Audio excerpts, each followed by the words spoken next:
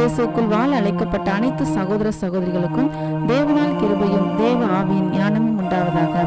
இன்னைக்கு நம்ம பார்க்க போற பரம ஆசீர்வாத சத்தியம் என்ன அப்படின்னா, மிகவும் கவனமாக எச்சரிக்கையாக ஜாக்கிரதையாக இருக்க வேண்டிய சூழ்நிலை எது ஆவிக்குரிய வாழ்க்கையில அப்படின்னா இந்த சூழ்நிலை தான்.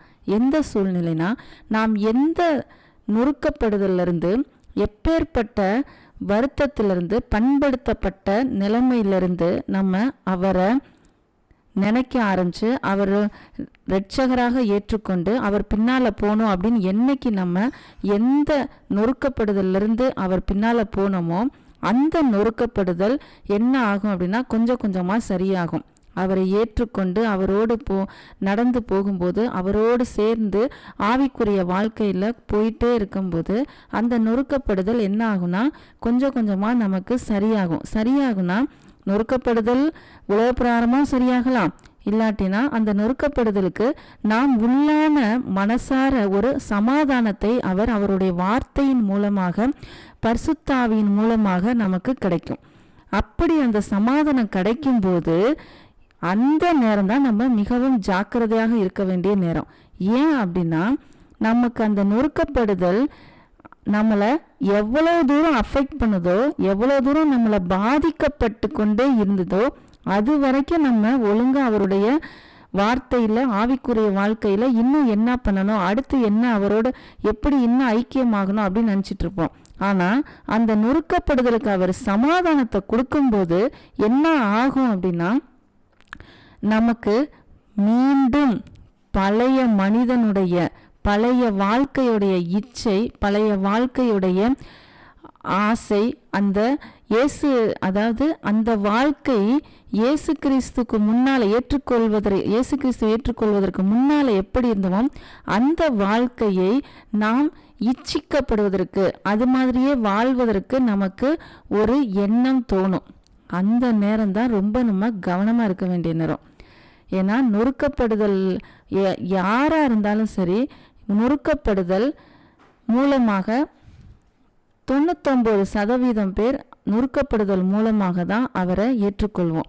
ஏதோ ஒரு விரக்தி, ஏதோ ஒரு வெறுமை, ஏதோ ஒரு கஷ்டம், ஏதோ ஒரு சுகவீனம், என்னவா இருந்தாலும் சரி நொறுக்கப்படுதலிருந்து அவரை நம்ம ஏற்றுக்கொள்வோம். அதுக்கப்புறம் கற்றுக்கொள்வோம்.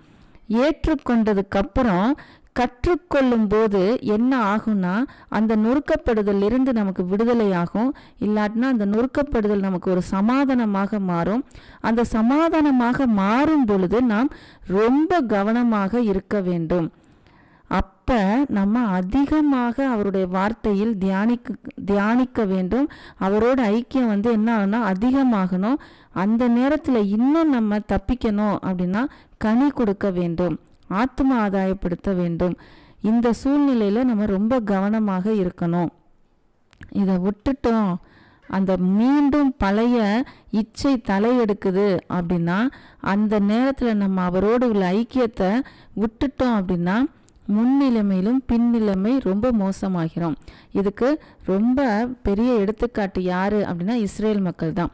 எகிப்திலிருந்து அவர்களை விடுதலையாக்கப்பட்டு, அந்த நொறுக்கப்படுதலிருந்து விடுதலையாக்கப்பட்டு வெளியில செங்கடலை கடந்து வரும்போது அந்த விடுதலையை அவர்கள் எண்ணி பார்க்கல. அந்த விடுதலை வந்ததுக்கு அப்புறம் அது கொஞ்ச நாளுக்கு அப்புறம் என்ன ஆகுது, அவங்களுக்கு சமாதானம் வந்துடுது.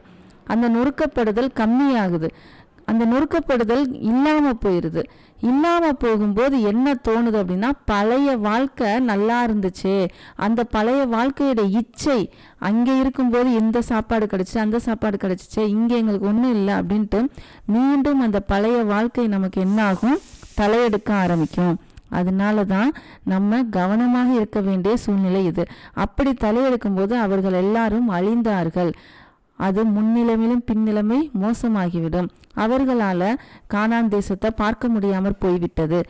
இதே மாதிரி நாமும் அவருடைய ராஜ்யத்துக்குள் போவதை தடுப்பதற்கு இந்த நொறுக்கப்படுதல் என்ன ஆகும் அப்படின்னா, நம்மை சமாதானத்தை கொண்டு வந்ததுக்கு அப்புறம் அந்த நொறுக்கப்படுதல் கம்மியாகும் போது, அந்த சமாதானத்தை கொண்டு வரும்போது என்ன நடக்குது அப்படின்னா, நம்மளுடைய மாம்ச இச்சை மீண்டும் தலையெடுக்க வரும் நேரம் வரும். அந்த நேரத்தில் நாம் கவனமாக இருக்கணும். அந்த நேரத்தில் நம்ம கீழே விழுகாம பழைய வாழ்க்கைக்குள்ள போகாம இருக்கிறதற்கு நமக்கு கையில கொடுத்த தேவ வசனமும் அவரோடு உள்ள ஐக்கியமும், அது மட்டும் இல்லாம நாம் கனி கொடுத்தலும் ரொம்ப பிரயோஜனமாக இருக்கும். சபை கூடி வருதலை விட்டு விடாது இருக்க வேண்டும் சொல்வார்.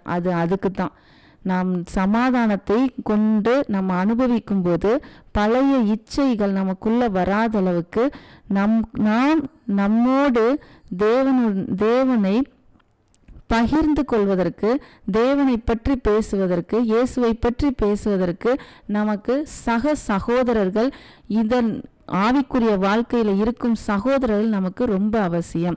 அதனால இந்த நேரத்தில் நம்ம கவனமாக இருந்து இந்த 3-4 விஷயங்களை நாம் செய்தால் இந்த நேரத்திலிருந்து, இந்த கவனமாக இருக்க வேண்டிய நேரத்தில் எப்படி நம்ம அதை கையாளலாம், அந்த நேரத்திலிருந்து எப்படி நாம் வஞ்சிக்கப்படாமல் இருக்கலாம் என்பதற்கு இந்த விஷயங்களை நாம் செய்ய வேண்டும். இன்னொரு பரம ஆசீர்வாத சத்தியத்தோடு நாம் அடுத்த சத்தியத்தில் பார்ப்போம்.